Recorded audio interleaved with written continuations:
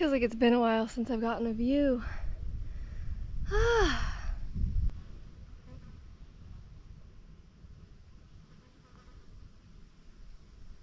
Good morning and welcome to day 34 on the Appalachian Trail. Today is just gorgeous. It didn't rain last night for the first time in I don't even know how long. Like, I forgot that that was a possibility, that I could wake up and not have a wet tent and a damp sleeping bag from the condensation. I gotta keep my rain fly open all night, so I had plenty of airflow and I just slept so great. I loved waking up this morning and everything being dry. It makes it so easy to pack up camp. And I got out at 7:30 this morning is when I started hiking, because it's just so easy. The mornings are so easy when everything's dry. I needed this day. Today, the goal is to just get however many miles I can. Tomorrow, I'm going to a hostel, and you know I love a Nero. In a perfect world, I'd do less than 10 miles into the hostel tomorrow. I'm like 26 miles from the hostel, so I don't know, we'll see. I'm not gonna try to have too specific of a goal, because yesterday I had a very specific goal and then I changed the goal and I still couldn't meet the changed goal and it was a little disappointing. So we're just gonna let go of that today, and I'm just going to hike and see where I end up around 4 or 5 o'clock. That seems to be the nice time. I'm starting today with a big climb, or it's like 3 or 4 miles into my day, is Roan Mountain. Looks like a really big climb, and I'm really happy that it's at the beginning of my day, because I really prefer doing the big climbs at the beginning, especially when the temperature is not at its peak. I'm really excited to get up there because it's a clear day and I'm gonna get views. I also feel like I haven't really gotten many views in the last couple of days, just been in the tunnel grinding. I think it's gonna be a good one. I'm 1 mile into my 4-mile climb up to Roan Highlands, and it's been pretty gradual so far. Very gradual incline, which I've appreciated, especially after the last couple days of steep climbing. This is actually kind of nice.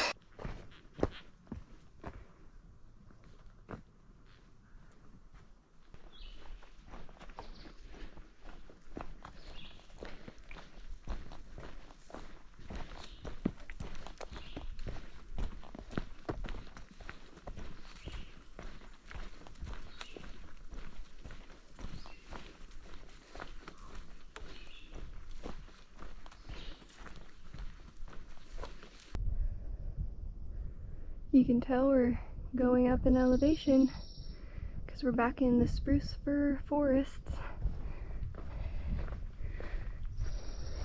I think Roan Highlands is 6,200 feet, somewhere around there. So we get pines again. It's like I'm in the Smokies all over again.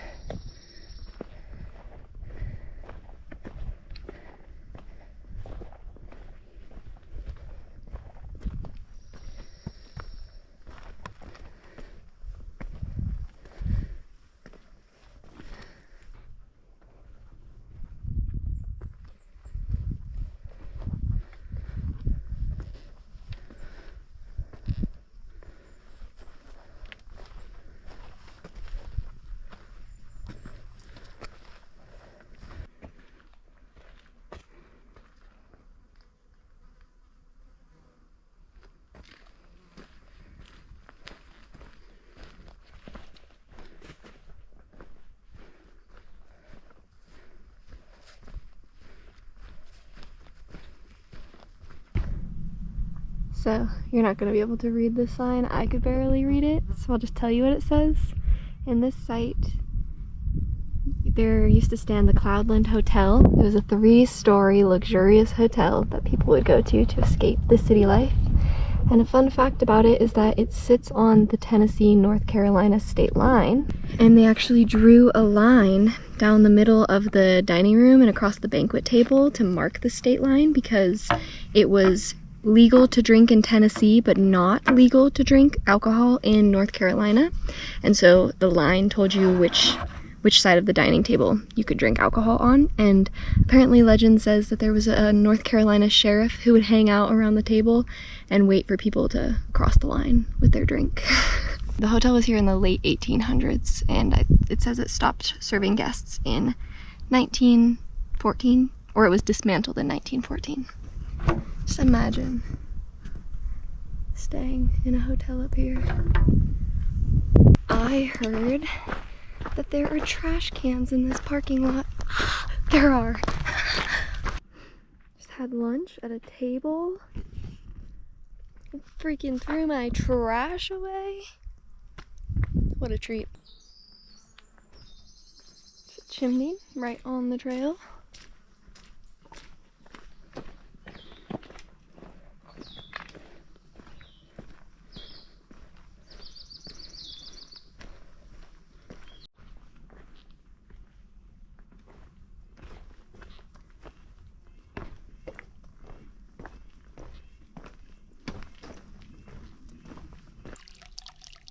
Frog just hopped out of the water where I just filled up.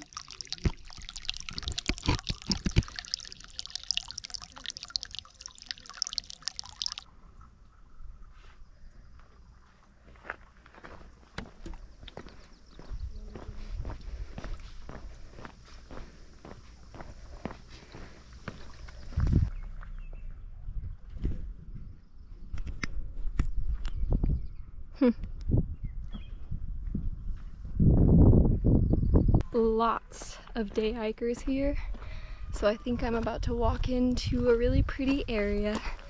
This is the Roan Highlands. It's pretty already.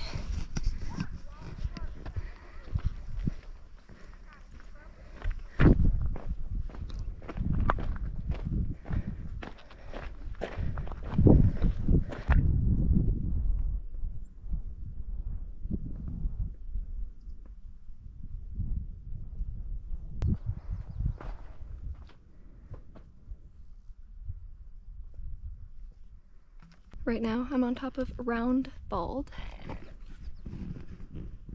I was just on top of that. It's Roan Mountain. And next I'm gonna go down Round Bald, up Jane Bald right there. And I'm gonna go over both of these little humps. And they are little hump mountains. Today I'm doing all of that. That's the path I'm about to take. Woohoo!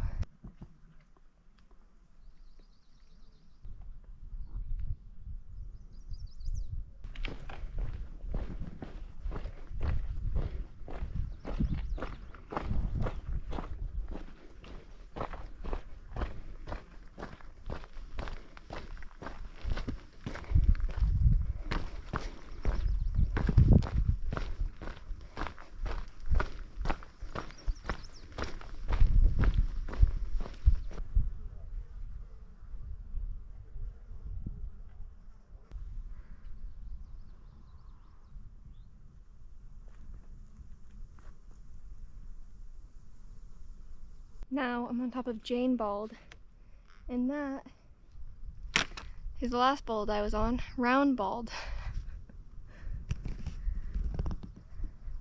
I don't know if that's up front is Little Hump or if I'm not looking in the right direction yet, but that's where I literally just was. Well, both of those mountains. That's Roan Mountain in the back and then Round Bald. This is just such a nice surprise. I had no idea that this section was coming up. I've mostly just thought I had to wait for Roan Highlands to get views like this. But Roan Highlands, crazy. Okay, I lied. So after this one, I'm going up this little hill, and then I'm just going up Little Hump, somewhere over there. I'm not going over Big Hump today. Or it's not Big Hump, it's just Hump Mountain. I'm not going over that one today, just Little Hump. I made it to the Stan Murray shelter. It's like 3 p.m. So I'm gonna go the 4 more miles I wanted to go to a tent site. And I think it might be really pretty because it's right at the base of Little Hump Mountain. There are lots of pretty good tent sites here though. But I got time, and this will make it so I only have to do like 8 or 9 miles tomorrow into my hostel. So kind of like another Nero.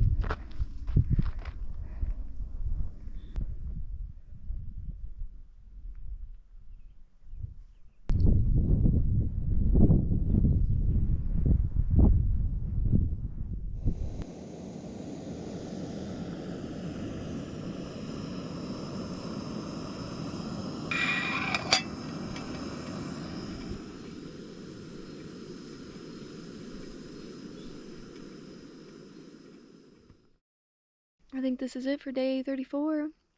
Today I hiked 17.9 miles from the Clyde Smith shelter to this random tent site around mile 388 point something. And I'm the only one here. There was a group of like 6 guys that are on probably a section hike, and they passed by. And they wanted to camp here so bad, but I think they were probably wanted to, like, you know, be loud or something because they decided to move on. But I took this huge tent area from them. I haven't seen anybody else since, so I think it's gonna be just me tonight. It's 6:41 p.m. I got here at like 5:30, and I'm just eating dinner. This has been my latest setup at camp. I put my bag against a tree so I have a backrest. I have my insulated pad, and then I lay out my poncho so I have a dry, clean place to just like cross my legs or stretch out or whatever. I made a ramen bomb, chicken ramen, loaded baked potato instant mashed potatoes, 2 of the garlic and herb chicken packets, and some bacon bits. And it's so good. I'm just watching the sun come in and out from the clouds between these trees. It's really pretty. Today was a great day. I had no idea that the Roan Highlands were a thing. I didn't know Roan Mountain was something to look forward to. It's just not something I had heard about, and it was just the most incredible surprise today to walk up to that open grassy area and just have those views of the mountains, and you could compare the North Carolina side to the Tennessee side, and I can see all of the mountains behind me in the south are huge, and then looking forward into the north, you can already see it flattening out, which it is about to flatten out a lot. And so that was just really exciting to see how easy the terrain is getting, just like looking at what I've done and where I'm going. It was just a satisfying day, and I mean, just beautiful to walk upon those grassy highlands and look at the wildflowers, and that was just such a treat. I've been in the Green Tunnel for like 2 or 3 days, and I got my fill of views today. That was wonderful. Now I'm hoping for no rain tonight, or very little rain tonight. I would really appreciate that. I really enjoyed my dry morning this morning, so if I could do that again tomorrow. I think that's it for today. Just gonna hang out at my campsite all by myself. It's been a while since I've done this, and I'm like really out here, not near a road or anything. It's a peaceful spot. I think I'm gonna enjoy it. I hope you enjoyed the views of today, and I will see you tomorrow. Okay, good night. Alright, sorry for the odd angle. My tripod broke. Here's the piece that broke. So I just kind of had to balance you on a log. But I wanted to show you something that I taught myself out here. If you haven't noticed, I'm quite anal about my bear hangs. It's very important to me that my bear hangs are done well and done correctly, because it is my opinion that if you're going to do a bad bear hang, you should either sleep with your food or leave it on the ground so the bear can just take it. Because a bad bear hang is absolutely pointless. It probably actually does more harm than good if a bear does end up finding your food, because the campsite that you're at becomes an easy source of food for the bear if they have previously been successful in getting food bags down. And yeah, it's just kind of training the bear that they can get the food. So you should make your food as hard as possible for the bear to get. If you're going to hang your food in a way that a bear could easily get, I don't think you should even hang your food at all, but that might be a really hot take to put on the internet. Anyways, sometimes though, you can't help it, right? Like, the trees just are not blessing you. Like, these trees here, these are small trees. There are lots of good branches, but they're not high up enough off the ground. So it's not gonna work, right? So here's my current PCT hang. Not good. Let me show you why. It is, first of all, probably only like 8 feet. Oh. Probably like 8 or 9 feet off the ground. Ideally, it should be 12 feet off the ground. But also, look how close it is to this tree right here. A bear could just climb up the tree, reach over, easy, slash that thing. It's probably like 4 feet from the tree, and I think textbook is 6 feet away from a tree trunk. So let me show you how I've learned to fix this problem. I call it the double hang method. It probably has a real name. I don't know what it is. I'm totally making this up. But we do a PCT hang, and then we also are going to tie it to a tree. So I've kind of started it to make sure it was going to work.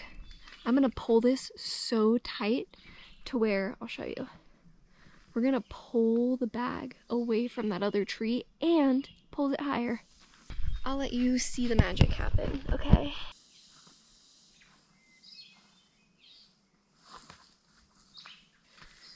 Beautiful.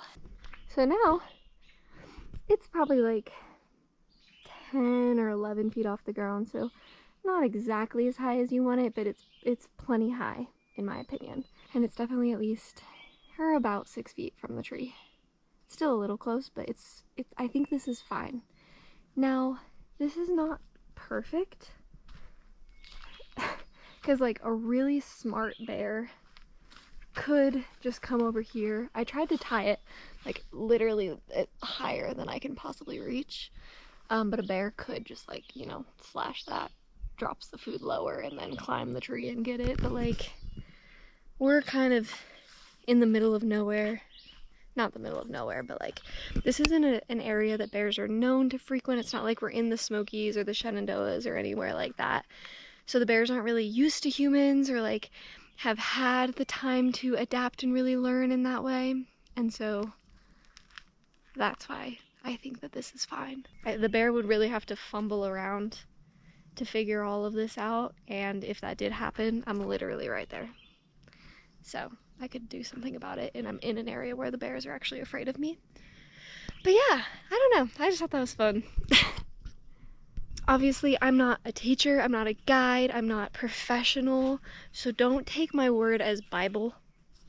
Alright, I'm not really here to like tell you how you're supposed to be doing things or really be teaching anyone. I'm not qualified to do that.